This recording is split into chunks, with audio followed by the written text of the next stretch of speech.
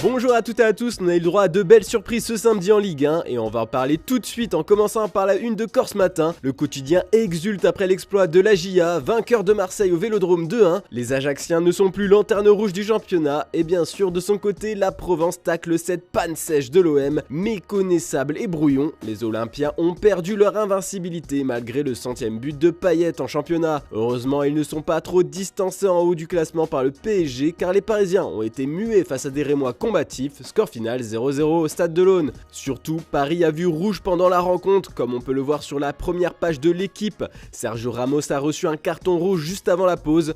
Ce fait de jeu a choqué les médias espagnols comme as. Le défenseur de 36 ans aurait insulté l'arbitre et Christophe Galtier après la rencontre a défendu son joueur. Pour le coach, il avait sorti quelques éléments de langage sous le coup de l'agacement, pas d'insulte. En tout cas, pour le journal Le Parisien, les nerfs étaient à vif, ce qui a donné un match chaotique. Puis ce n'est pas terminé, la soirée galère du PSG n'est pas terminée car il faut maintenant gérer la dernière sortie médiatique de Mbappé qui va faire beaucoup de bruit. Sur les réseaux sociaux, le Français a posté une publication où l'on peut lire un subtil message envers son coach à cause de son rôle sur le terrain. Pour rappel, lors du dernier rassemblement des Bleus, il avait bien fait comprendre qu'il n'appréciait pas son rôle de pivot au PSG. En Allemagne, samedi, c'était jour de classiqueur. Dortmund a reçu le Bayern et ça s'est annoncé explosif. Et on n'a pas été déçus. Après avoir mené au score 2-0, le BVB a arraché le match nul dans les toutes dernières minutes du match. Et ça, grâce à la recrue de dernière minute, Anthony Modeste.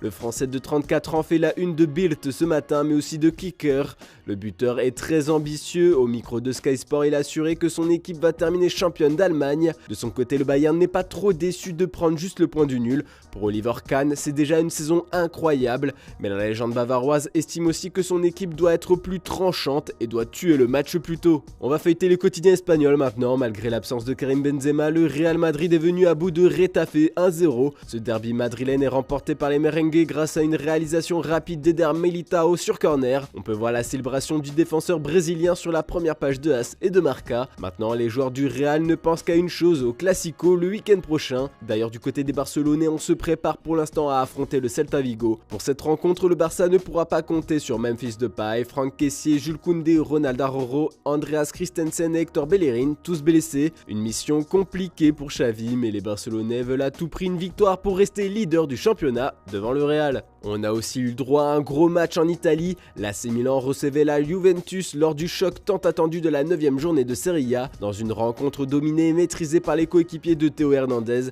les Milanais l'emportaient assez logiquement 2-0.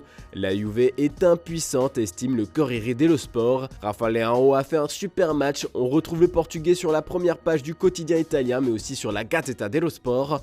Avec cette victoire, les Rossoneri retrouvent le podium et la 3e place de Serie A.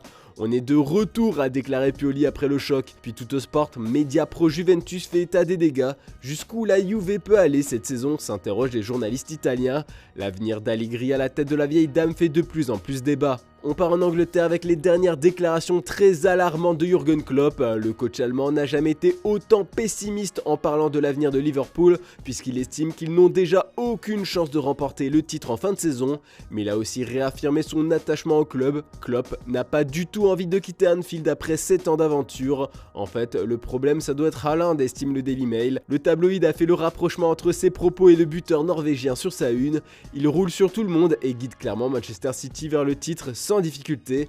D'ailleurs, hier soir, il a encore fait trembler les filets. Haaland a participé à la victoire des Sky Blues 4-0 contre Southampton et The Daily Telegraph est très déçu, il n'a marqué qu'un but. Bien sûr, cette remarque est à prendre avec humour. Même Pep Guardiola s'est permis de le tacler sur le sujet. Le coach espagnol a menacé son serial buteur de le licencier car il n'a pas inscrit de triplé. Des déclarations à prendre au second degré bien évidemment. Le tacticien est reconnaissant de son impact sur le terrain toutes les semaines. Enfin, on va terminer ce tour de la presse avec la petite bombe de la matinée. En lisant le Daily Star on Sunday, on apprend que Ronaldo a une nouvelle porte de sortie, cette fois en MLS. En plus, c'est un ancien de ses coéquipiers qui va l'aider à échapper à son malheur, puisque c'est David Beckham qui lui offre une opportunité de continuer sa carrière pro tout en étant très bien payé. Le président de l'Inter Miami est prêt à offrir un salaire de 34 millions d'euros par an au Portugais pour l'attirer en Floride gratuitement l'année prochaine. En fait, ce qui a permis à Beckham de trouver cette solution, c'est la récente annonce de retraite de Gonzalo Higuaín. Son départ en fin de saison va permettre permettre à Miami de dégager de la masse salariale pour accueillir CR7. Mais attention, les médias turcs comme Photomatch pensent toujours que Galatasaray est en pole position pour le recruter. Si le club stamboulien est qualifié pour la prochaine Ligue des Champions, ils auront un atout non négligeable pour convaincre la superstar. Voilà, c'est tout pour ce dimanche, on se retrouve demain matin pour une nouvelle revue de presse. N'oubliez pas le JT Foot Mercato du week-end en fin de journée. Bonne journée à toutes et à tous.